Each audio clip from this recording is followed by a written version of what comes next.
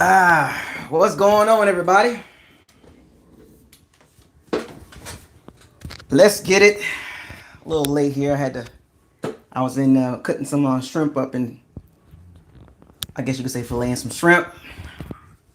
Good afternoon, everybody. It's your boy Isaiah. Bucos Locker coming to you again. Subscribe, like, comment, share on all the new videos. And make sure you hit the notification bell icon to notify you on all new videos that's posted on this channel.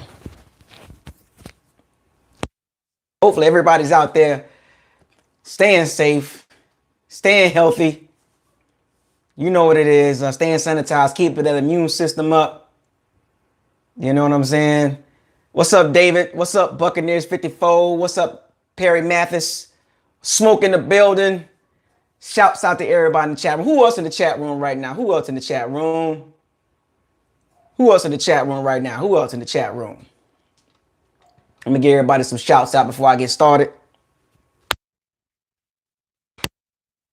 It's gonna be a little fun here, man. Young Deezy 2007, man. Jay Clark. Yo.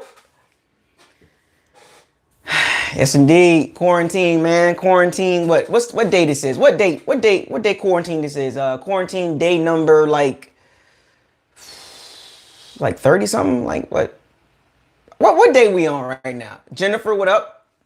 Willie Kennedy, Brent O'Neill. What's going on, man?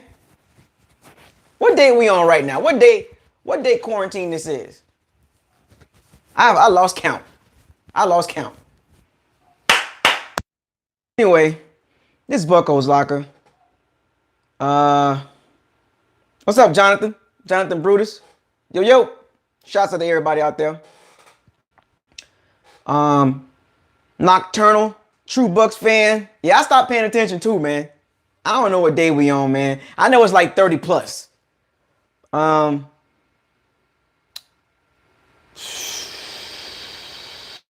So let's get to it. Bucos Locker here. We about to talk about something. Well, we about to talk about another group on the team as I cycle through the topics of discussion for the Bucs team as I go through this. I've been, like I told y'all, I'm going down each section of the team for the 2020 season. This is like prior draft talk. So, I done talked about the running backs. I done talked about the O-line. I talked about the running backs. I done talked about the seventh ranked O-line. I talked about the special teams, the horrible special teams. I talked about the receivers. So let's talk about some defense. Let's talk about this. Let's talk about I guess you could say let's talk about the front seven. That's the topic of discussion. Front seven, right? So last year, the Bucs front seven was number one against the run. Congratulations. Number one. Congratulations. But on the flip side, against the pass, they were not that good against the pass. The first about 10 games of the season, the Bucs secondary was not good for a number of reasons, right? For a number of reasons. It's not one guy. It's not just one guy while the secondary was bad, right? You know what I'm saying? We're not going to point fingers and the interceptions. We're not doing that. The secondary was not good. What is the number one job of the defense? Stop the opponent from scoring. Regardless, that's their job. No matter how you try to spin it, how you try to make your narrative stick, the job of the defense is to stop the opponent from scoring and getting yards, right? And the Bucs didn't do a good job. Bucs secondary didn't do a good job of that. Now, the front seven did their job, stopping the run. Now, the front seven was very aggressive for a lot of games. You couldn't run the ball on us. So it forced opponents to throw the ball quite a bit against the young secondary. And they went through some growing pains. The front seven tried to cover up the young secondary's faults. The inexperienced secondary was not protected by the front seven. Now, even though they were number one against the run, outside of Shaq Barrett, where were the sacks coming from? Then now, prior to JPP getting back, the sacks was straight Shaq Barrett. Now, Shaq Barrett had some great games sacking the quarterback. A lot of his sacks came in a couple games. Now, there was also some games that he did not show up in at all. I don't even know if he was on the field. Right? Now, this is all prior to JPP. Now, once JPP got back, you saw how the front seven looked. And you see the reflect, you see the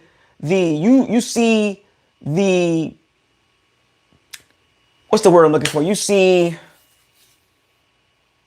with the pass rush increased in the front seven, the secondary looked better.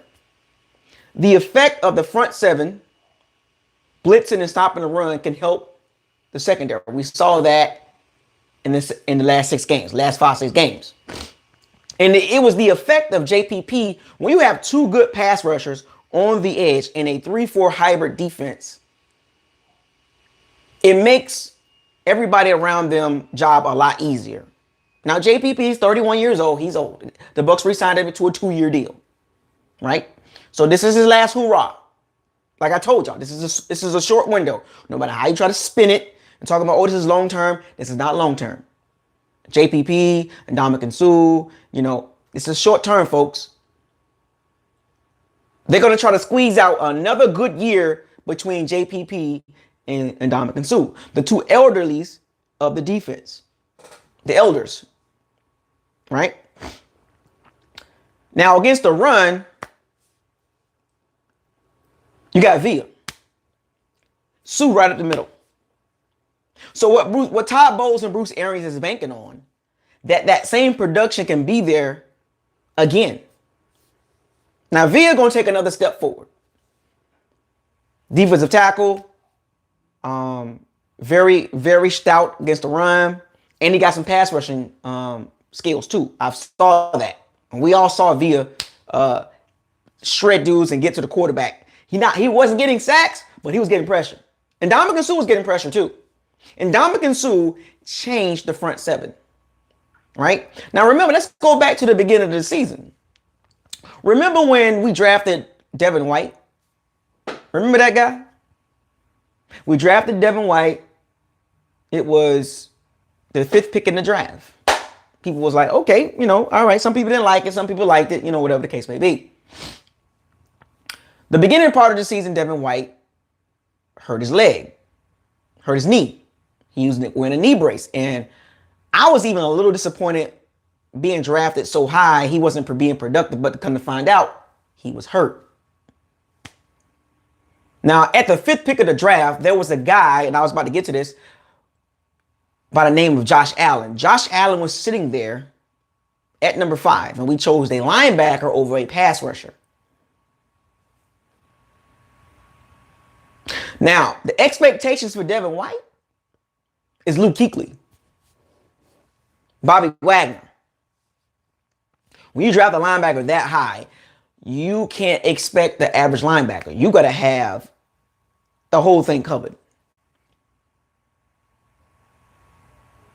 Now, people will say, what was needed more? Pass rusher, linebacker, and this is a passing league. What do you do right there, right? Now, the pick is justified if Devin White and he becomes a Roquan Smith, Bobby Wagner, Luke Kuechly, a Demario Davis type linebacker. If he has a massive effect on the defense, right? That guy, has a massive effect, right? Now, if he becomes an average linebacker, which is not bad, if he becomes a decent player, a solid linebacker, that's cool. But we just better hope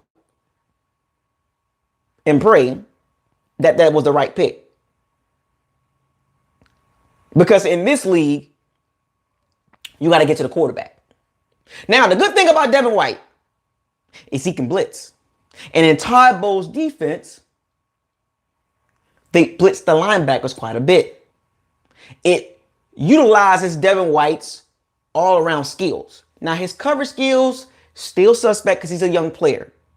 That'll get better, right? But you can't teach sheer instinct.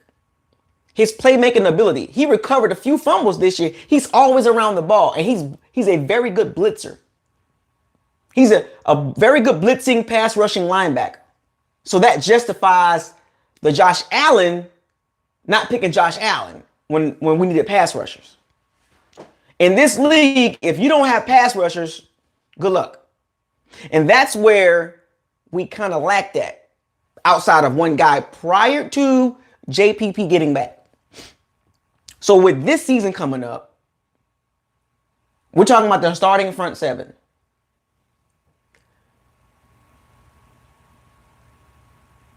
The key is with that front seven. I'm not worried about the run defense because everybody's back and that scheme is still the same. Now we get to see JPP in a full off-season training camp, if we have one, with Shaq Barrett on a franchise tag. He's going to be playing for a long-term contract. JPP is trying to get to the Super Bowl. You're going to have two hungry guys on the edge. I'm talking about starters right now, and I haven't talked about the depth guys yet. They're going to get after the quarterback. The 3-4 hybrid defense is going to get after the quarterback. I expect the pass rush to be a lot better now that JPP will be there from game one. We'll be there from the first day of training camp if there's a training camp. You feel me? And by the front seven getting better, it will make the secondary's job even more easier. See how that works? It's like a unit, right? It's like one big unit. So if the front seven can do their job and make it frustrating for the quarterback, Vita, Sue, get up the middle, Shaq Barrett, JPP, ripping and dipping. Now what the quarterback's going to do? Because around you, we playing some pretty decent quarterbacks this year, folks. You know, we got Matt Ryan and Drew Brees twice. Patrick Mahomes. You know what I'm saying? Now, and then we got those other teams that's got their quarterbacks. You know, got the Rams coming in. I don't know how they're gonna look this year. I'm not big on Jared Goff like that. I think he's overrated, but I think it's more a Sean McVay thing versus a Jared Goff thing. Well, we got some quarterbacks coming in this year, folks. And it's gonna be interesting with this front seven.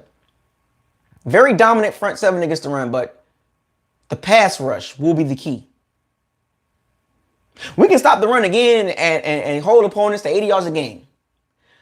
But if we can't get to that quarterback, it's going to be a problem.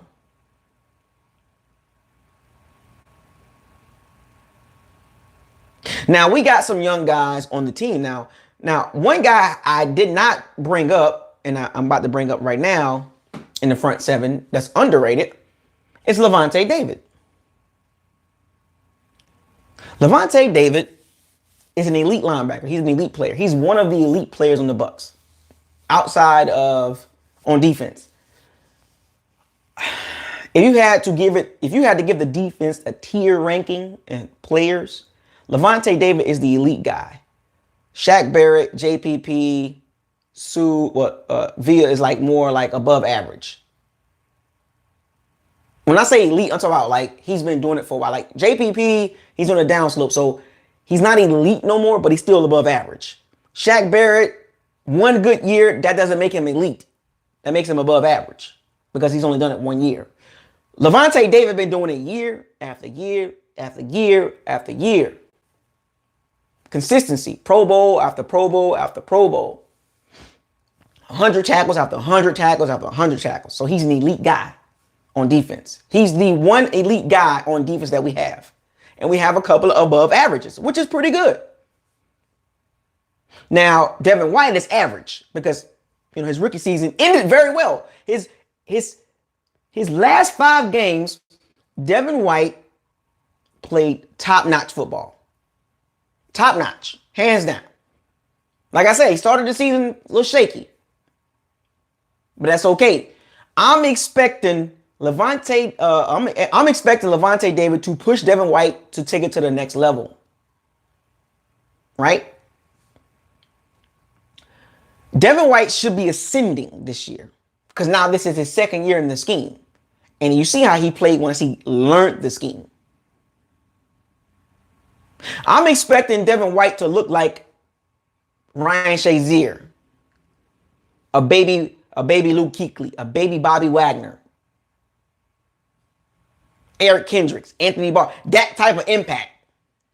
That's what I'm expecting out of Devin White because the expectations is high because he's an elite athlete. There's a difference. An elite athlete and an elite football player. He has all the talent in the world. I think highly of Devin White. Very highly. Because of his size, his speed, his relentlessness, his aggressiveness. He just got to tone it down. He just got to learn how to tackle better.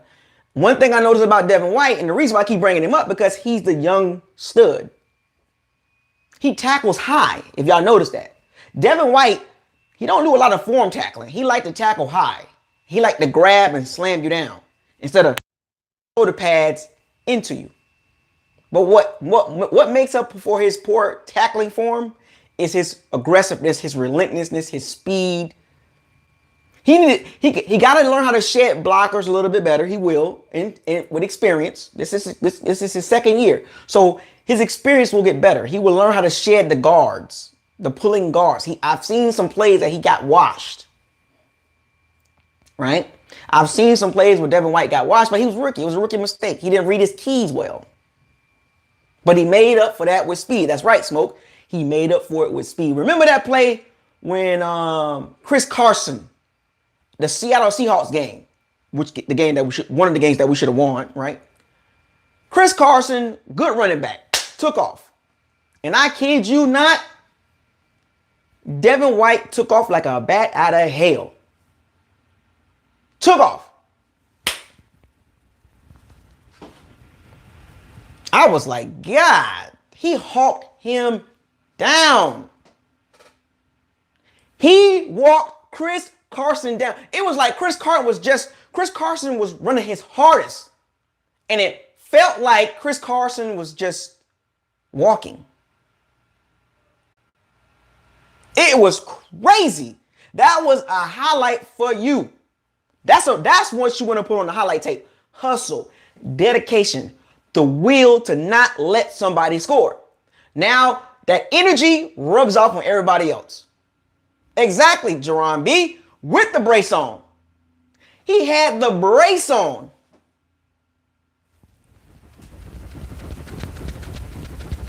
Come here.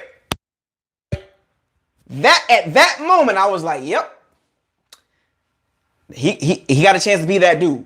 He got a chance to be that Luke Kuechly in the NFC South. Remember Luke Kuechly? He just was always around the ball, always disrupting the offense. I see Devin White doing the same thing against the Saints, the Falcons, and the Panthers. Just always around the ball and just disrupting the offense. Just disrupting. As long as Devin White gets in the film room, his talent is there. He just got to learn how to play the game a little bit better. And I know a lot of y'all like, he keep talking about Devin White because that is the leader of the defense. Along with JPP and Sue. Don't be surprised Devin White got a C on his jersey. The expectations for Devin White is ascending. It is high. He will get better, folks. And that's what I'm banking on. Then Lavonte David, steady as he go. And then you got your two outside linebackers.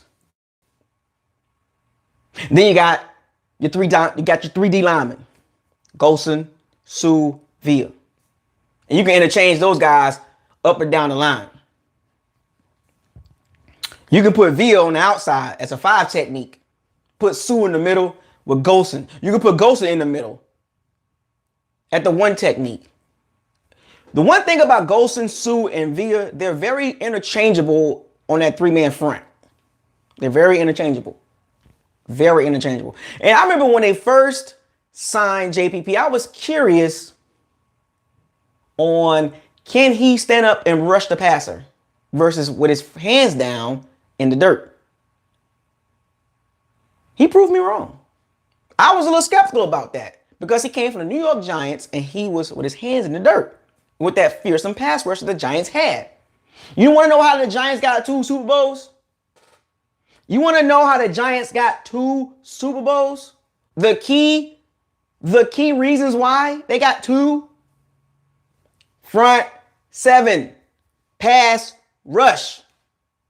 Remember that Strahan, Umanura, Justin Tuck, JPP? They have guys that can get after the quarterback. 4. And they were really 8 deep. But that front 4, that starting 4, were all interchangeable. Umanura, JPP, Justin Tuck, Michael Strahan. All got after the quarterback. And they could all line up across the line. Didn't matter. And that's what the Bucs going to need in this season. Now, the depth behind the front 4 is a little sketchy because Carl Nassib, Bo Allen, they are no longer on the team. Carl Nassib signed with the Raiders. Kiwanuka, yeah, I know. Kiwi, yeah, I remember Kiwi. I'm telling you, this is a passing league, folks. Now, you can stop the run all you want to, but you got to be able to cover and rush the quarterback. Facts. There's no refuting that. I know it hurts. Oh, we got no more running defense. We got no more running defense. Cool. That's facts. We got number 1 running defense. That is facts. But to get to where you need to get to, you got to rush the quarterback. Stopping the run is cool. And I'm not trying to downplay stopping the run and all that. No. It plays a factor in the game. But when you playing the Texans and Patrick Mahomes and you playing the Drew Breeses, you know what I'm saying? The Aaron Rodgers, the Carson Wentzes, you know, the Phillip Rivers, you know, like those passing teams, the Ravens, they got a little passing game too. You gotta stop that passing game.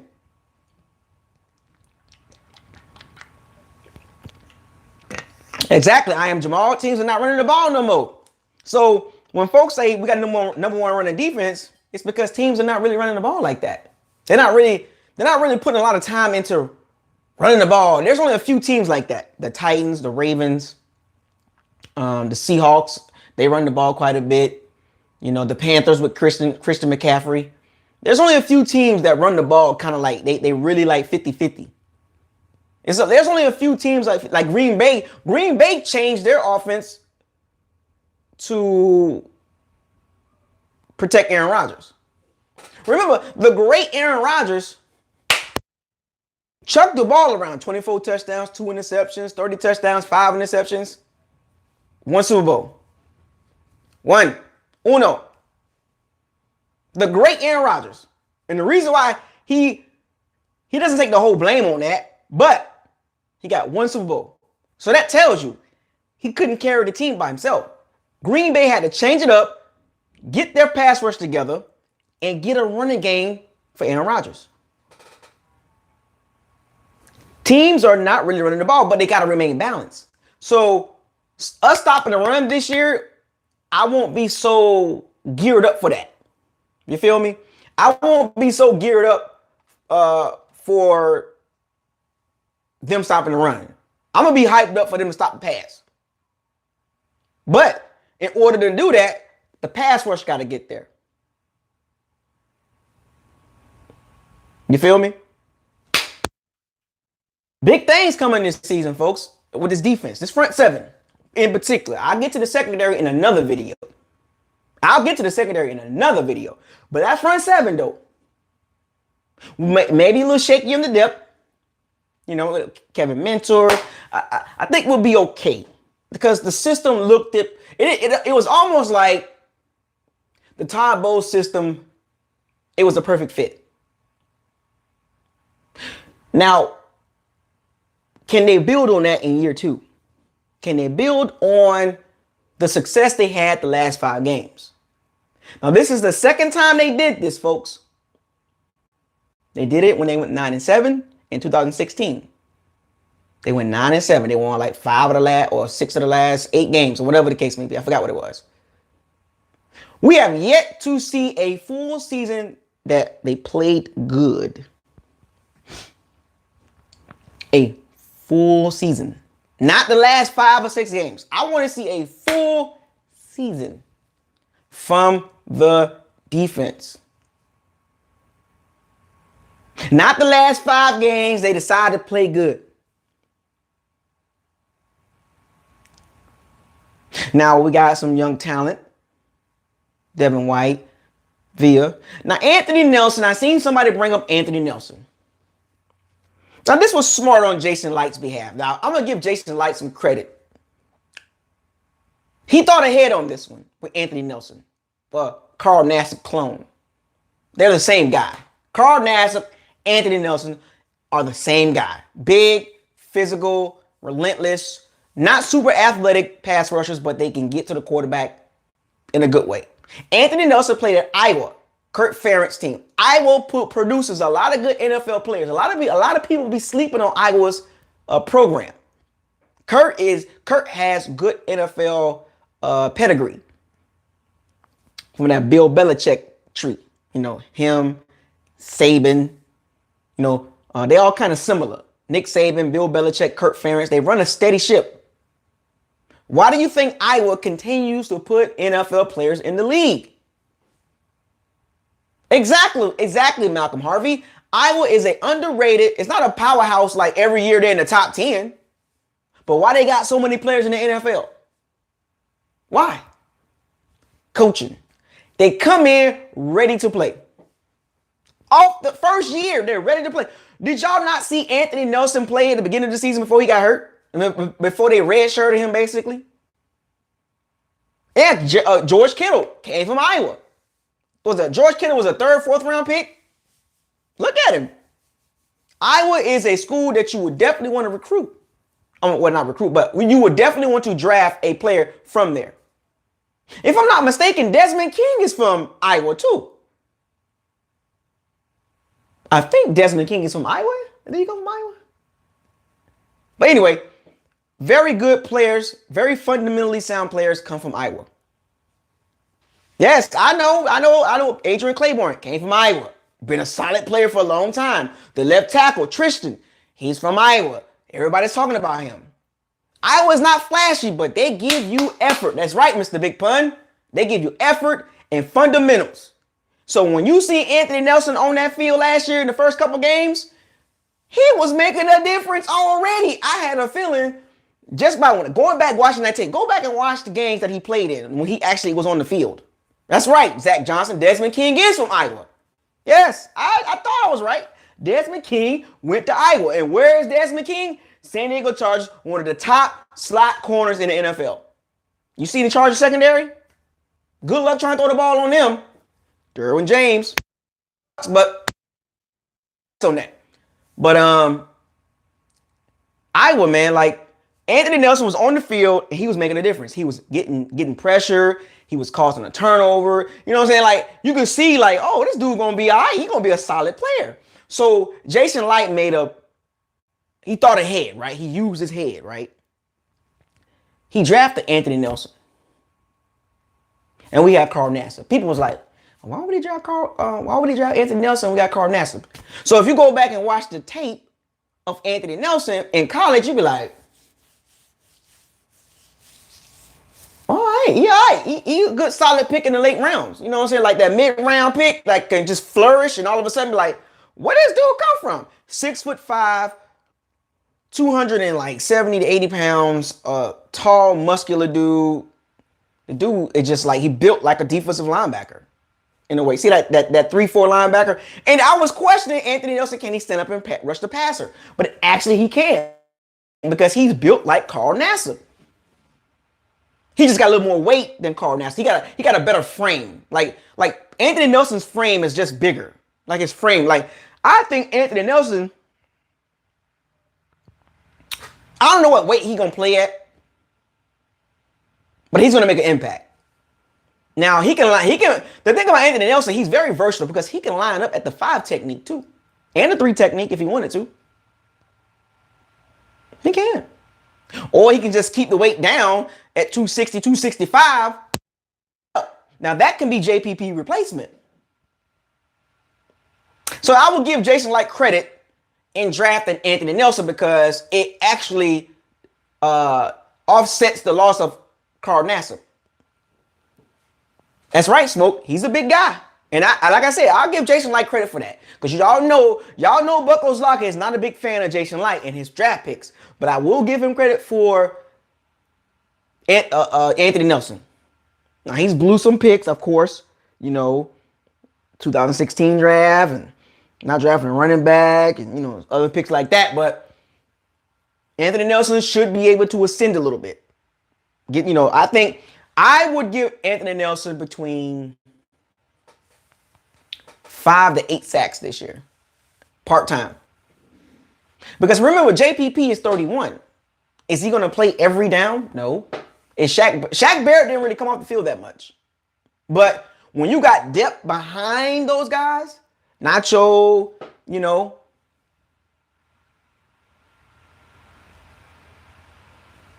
I think Anthony Nelson gonna make an impact, enough impact to be like, okay. So we got Vita, Devin White, Anthony Nelson. Okay, that's cool. Yeah, right. I'll give Anthony Nelson between, okay, let me say like 4 to 7 sacks, and that's just off of just being solid, not even full time. I'm not talking about the offense. Rick H. I'm talking about the credit for his draft picks on defense. You know what I'm saying? But I think we're going to see some things out of Anthony Nelson. We saw a glimpse of that last year, and we're going to see more of that this year.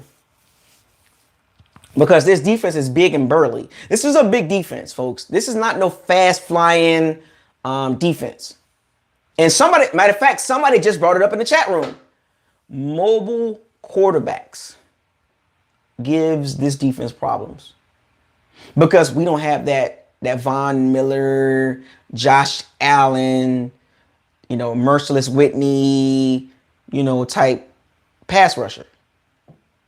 And that real quick, get to the quarterback, I got you type pass rusher.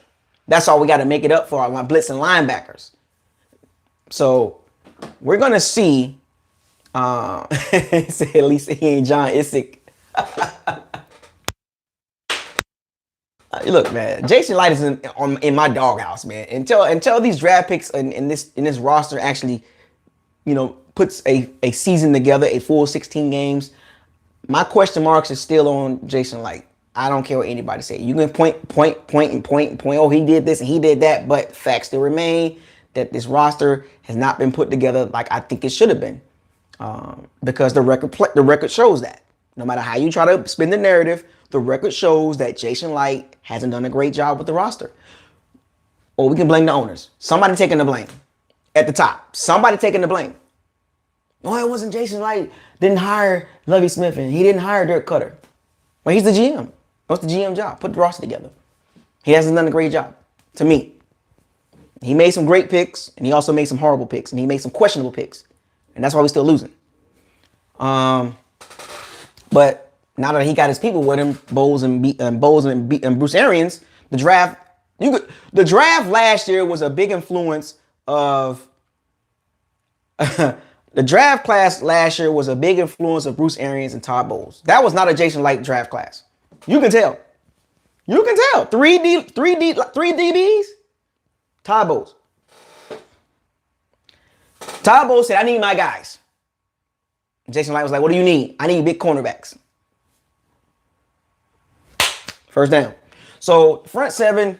Now, as far as draft picks, drafting somebody in the front 7, I seen an article and I seen a lot of posts about if one of the big four, I'm gonna talk about the secondary tomorrow. I'm gonna talk about the secondary in another video. Don't worry about that. I got a great video for the secondary. That secondary, I'm going to really, and I'm going, boy, don't get me started on that guy. But anyway, if one of the big four tackles are not there, there was a lot of people are talking about this. What do the Bucs do? What does Jason Light, Bruce Arians do? What is the need if none of the left tackles are there at 14? Do you trade up and go get one, or you draft a D lineman? If one of the big four left tackles are not there, or right, if you want to call them right tackles, do you draft a D lineman at 14? Or can you trade back and get more picks and still get your D lineman? Because the D lineman is not top heavy, but it got some depth there. So here's a couple of scenarios. The Bucs sit at 14. No tackle is there. They don't trade out. If Javon Kinlaw or Derek Brown happen to fall, or Chason, the LSU pass rusher, will be there, do you take one of those three? Or do you trade back in the first round, gain more picks, gain another pick or two, maybe another second and a fourth rounder, or a second and a fifth rounder, the trade backwards and still get your guy? Now, the chances for all, now this will be a dream scenario, right? In the first round. If two out of the four left tackles is there and Kinlaw is there, what do you do? Do you take the O-line over the D-line? Do you take the D-line over the O-line? Now, we need some depth on D-line. We need to get younger because Sue is 33. We do need a D-tackle. We need a D-tackle next to Vita. Sue is 33 years old. Basically, he's on a one-year deal. This is it, world. No more Mr. Good Guy.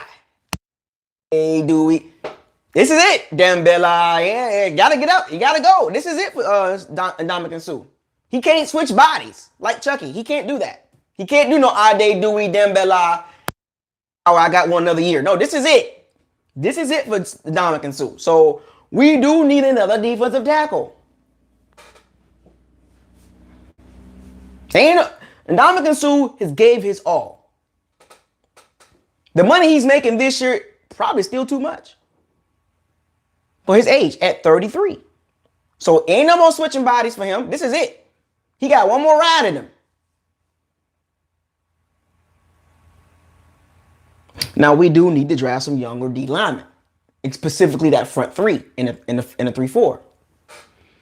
So if none of the tackles are there and they stay put, you take Javon Kinlaw or Derek Brown.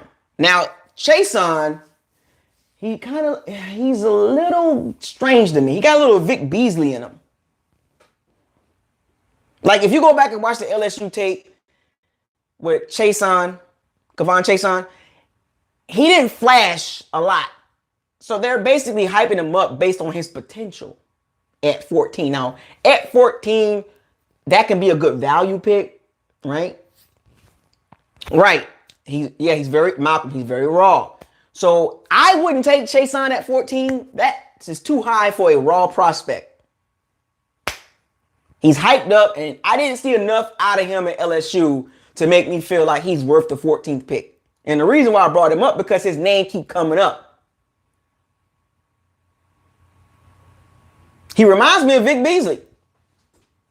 That's who Chason on my. You gotta look.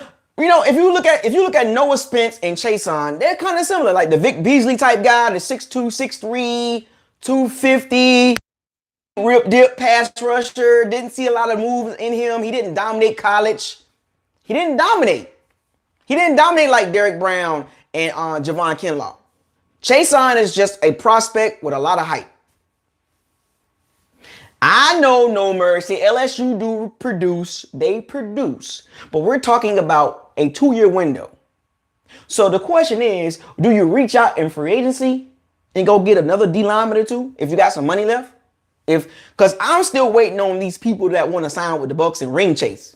Like a Clay Matthews. Like Clay Matthews still sitting out there.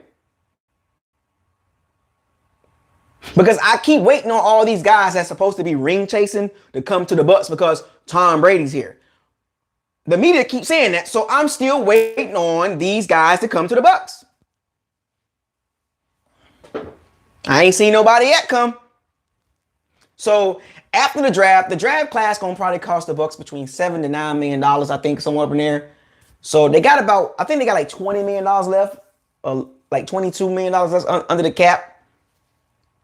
So you subtract what, $7, $8 million.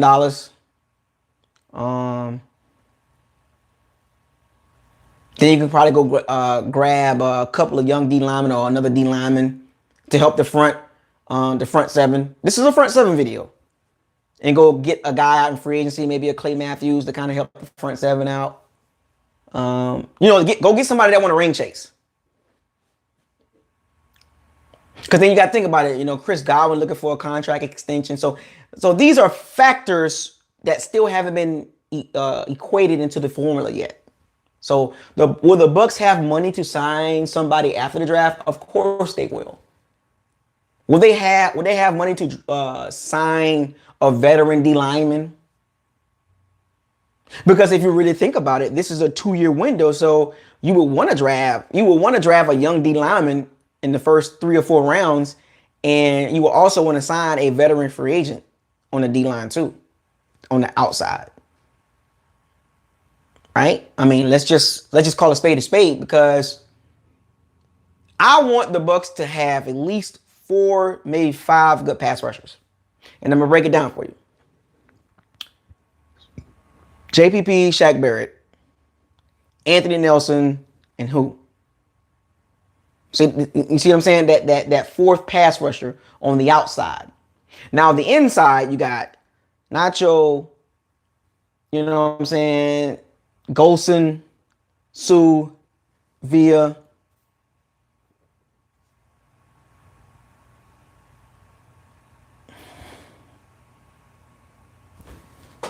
So you how do the Bucs want to do this? How do the Bucs want to fill in the depth on the front seven?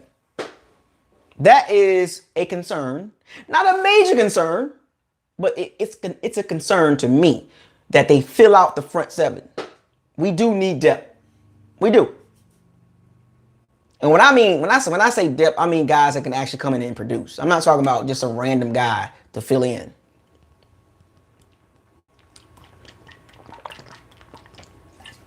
High quality H2O. Good video right here. This is a good video. Very more calm down, now more relaxed. But secondary video gonna be really crunk because I'm a secondary guy. I'm a cornerback and a receiver, so I'm gonna get real hyped on that. That's why I was hyped on the receivers, and I'm gonna be hyped on the cornerbacks. But back to the front seven. So in a nutshell, folks, the front seven will be solid. Solid against the run, of course. Really good against the run. The pass rush can always get better and be more consistent. Like, it's good, but it's not consistent. It's good in certain games. Like last year, there was about maybe 5 or 6 games that it was really good. And then there was like 5 or 6 games that it was like, what the hell going on with the pass rushers? You know what I'm saying? Like, there were some games that Shaq Barrett didn't show up at all. You know what I'm saying? Like, there were some games that he had like 1 tackle and it was an assist. Other than that, he didn't do anything. So if Shaq Barrett want that money, he got to give us another season. Now, is he going to get 19.5 sacks this year? What's the over-under in Shaq Barrett's sack total? Over 15 or under 15? What do y'all guys think? Over 15, under 15?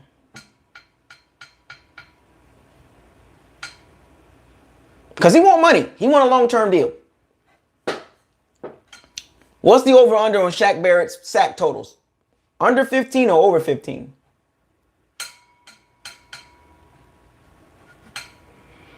Okay, I see some 13, or under 15, or under 15, 16 and a half, under,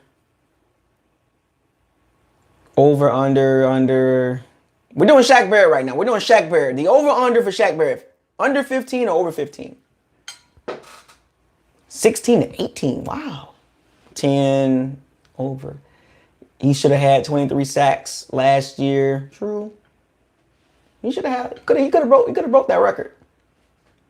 12 over. So there's some mixed feelings about his sack totals. Some people say over, some people say under. Yeah, I think that's going to happen. A lot of teams are going to game plan for him. They got tape on him now. They got a full year of Shaq Barrett tape because prior to last year, there wasn't really much tape on Shaq Barrett to how to defend him. But now Shaq Barrett will be going against the best left tackles in the game. He will be going against the left tackles, the premier guys. They will line JPP up sometimes on the right side. If you're looking at it from behind the defense, JPP will line up on the right side and Shaq Barrett. But a lot of Shaq Barrett snaps are going to be on the right side. That's if you're looking at it from behind the defense. A lot of Shaq Barrett snaps will be on the right side to the left of the quarterback, the left tackle. A lot of the higher percentage snaps for JPP will go to the left side if you're looking at it from the defense behind, the right side of the quarterback. Now, they will flip-flop. They will switch. Now, JPP, what is the over-under for JPP? Over 10 or under 10? Let's go JPP. What is the over-under for JPP? Over 10 or under 10? Now, he had 8.5. 8.5 last year. Now, he had 3 in one game. Now, this is factoring in all variables. All variables being factored in. That's 16 games. Over a 16-game season, his sack totals would have been at least between 15 to 18 sacks if he would have played the whole season last year. 8.5 and a half season. 8 games, he had 8.5 sacks. Now, I know some games he didn't get no sacks, but, he had 8 games, 8.5 sacks. Over a 16-game season, that would equate it to at least 12 to 16. So everybody's saying over. Somebody said right at 10. Right at 10, huh? Okay. Right at 10. Okay. Okay. Easy 10 plus. He was fresh. Right. He was very fresh. Factor in everything. He was fresh. It was easy for him. There was no wear and tear. He was able to get to the quarterback at will, provide, and he's very good at deflecting passes. Now that will also help too. A whole season of JPP on the right side of the quarterback, deflecting pass. It's hard to throw over a 6'5" guy. It is hard to throw over a guy that's 6'5". It's hard. It's hard. He's taller than every quarterback in the league, pretty much. Starting quarterback. And his arm length, it's hard to throw the ball over him, man. He deflects a lot of passes, man. That's his game. All around D lineman. He's good against the run. He can hold the point of attack. Now that's why I'm a little concerned with Shaq Barrett. That's a small concern though. So in a nutshell, we got 2 guys that's going to have at least 10 plus sacks. So that's 20 sacks minimum between 2 guys. Now, somebody brought up in the chat room that the sacks will be spread over multiple people. Of course it will. That's Todd Bowles' defense. There will be at least 6 or 7 guys with at least 2 sacks. 2 with 10 plus guaranteed. 2 guys with 10 plus sacks guaranteed. There will be what's the over under in guys getting sacks? Do you think it will be over 7 guys with 2 or more sacks or under 7 guys with 2 or more sacks?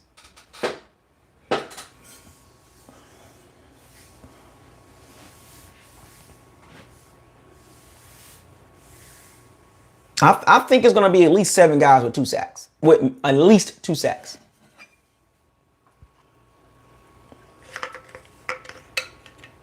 We can name them if you want to.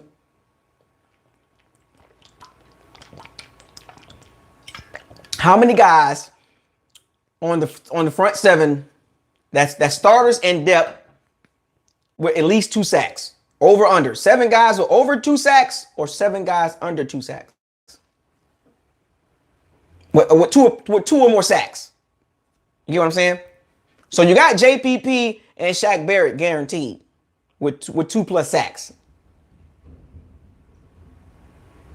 Devin White gonna get two or more sacks. Anthony Nelson, 2 or more sacks. Lavonte David, 2 or more sacks. That's 5. And Vita, that's 6. We're missing one.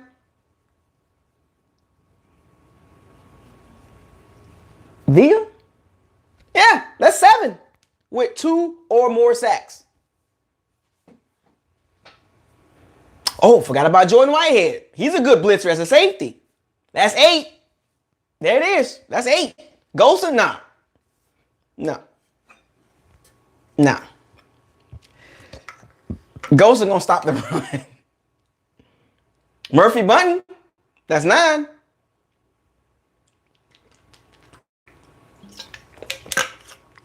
But we talking about front 7. You're right. Front 7. We're talking about starters and secondary. And starters and depth-wise. But it's gonna be fun. It's gonna be fun, folks. I like the front 7.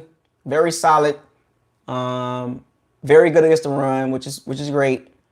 And just gotta tighten up on the pass rushing.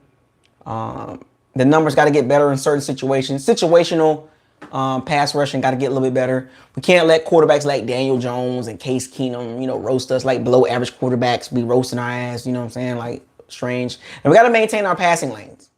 Remember that touchdown that Daniel Jones scored right up the middle when Sue didn't do the under, when he didn't cross under Villa, and Daniel Jones ran right up the middle for that touchdown in the Giants game? I was there. I was like, oh, if Sue would have just came around, Daniel Jones wouldn't have been able to step up and scramble for that touchdown. But things like that, you know what I'm saying? Like things like that can hurt the front 7. Things like that can really hurt the front 7, man. It really can. Oh yeah, it was bad. Yeah, I was at the game, man. It was a twist. It was a stunt.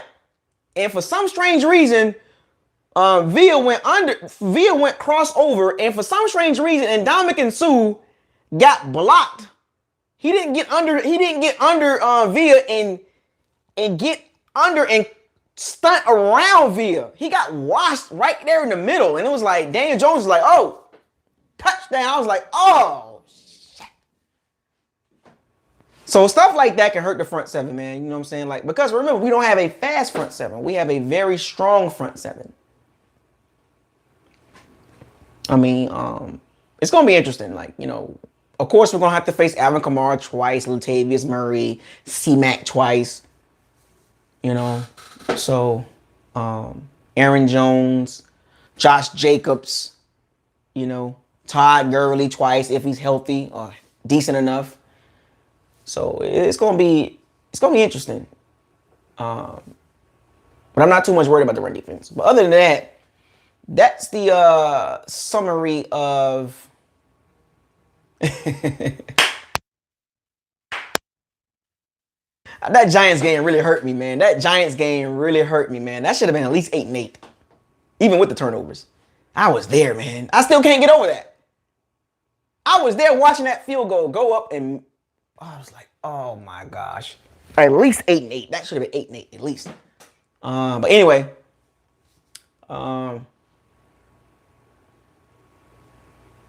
There you have it, folks. The front 7 topic of discussion. So tell me what you guys think. Tell me what you guys think in the chat, in the comment section about the front 7.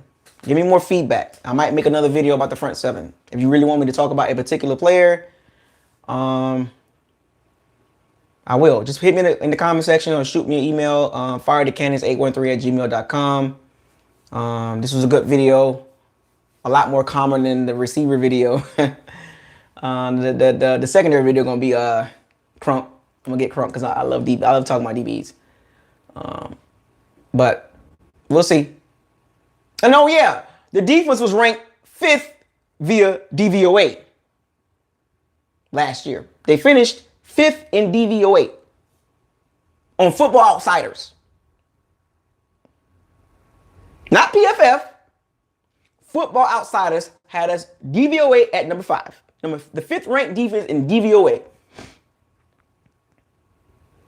because that's factoring in everything, right? That's factoring in, fumbles and sacks and run defense. The front seven do cause turnovers. Devin White, always around the ball. Shaq Barrett, strip fumble. Sack fumble. JPP, sack fumble. Devin White, laying the wood. Lavonte David, ha! Fumble. He loved doing the punch. The punch. The peanut punch. Remember that? The peanut punch. Lavonte David loved doing that too. The David punch. You know what I'm saying? So, 5th ranked DVOA on defense, Football Outsiders. Since a lot of y'all like to use that as a reference to make the defense look good, I'm going to use that. I'm not going to use PFF. I could use PFF, but no, since people like to use DVOA, DVOA 5th ranked defense, but DVOA offensive liner in 20s. Makes no sense. But running game 30, yeah, but I'm not going to talk about that no more, folks. Because I like to paint the whole picture. But can the front seven maintain their strength? It's a little older, a year older, and we're going to see. So with that being said, this wraps the video up. About an hour long break because I'm at work in regular clothes. So with that being said, I look forward to the front seven doing some good things. This was, going hard. They got to go hard this year. This is a small window. So with that being said, this is Bucos Locker. Subscribe to the channel, like the channel, share all the videos. Make sure you follow and like the Facebook page as well. All my videos will be back on the YouTube channel versus the Facebook group. The draft is coming up in 8 days. I got more videos to come. I will be talking about the left tackles. I will talk about Derek Brown and Javon Kinlaw. Maybe do a video on Chason.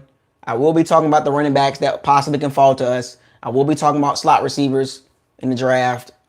So stay tuned for that. So the next video will be about the secondary, the last part of the team. And then I'll get to not the last part of the team. Then I'll get to the quarterback after the secondary. I'll do the quarterback coaching situation. So I got 2 more videos of discussion about the team. Secondary, quarterback, and coach. So with that being said, so all my bandits out there, shout out to all my bandits in the chat room. I appreciate the support. If you want to donate to the channel, the donation links are in the description box. CashApp, Bucos Locker, Venmo, PayPal. Y'all know what to do. It's Bucos Locker, man. Signing out. I want y'all to fire those cannons, seize the day, raise the flag, no risk it. Front seven, gonna get the biscuit. Bucos Locker out. Stay sanitized.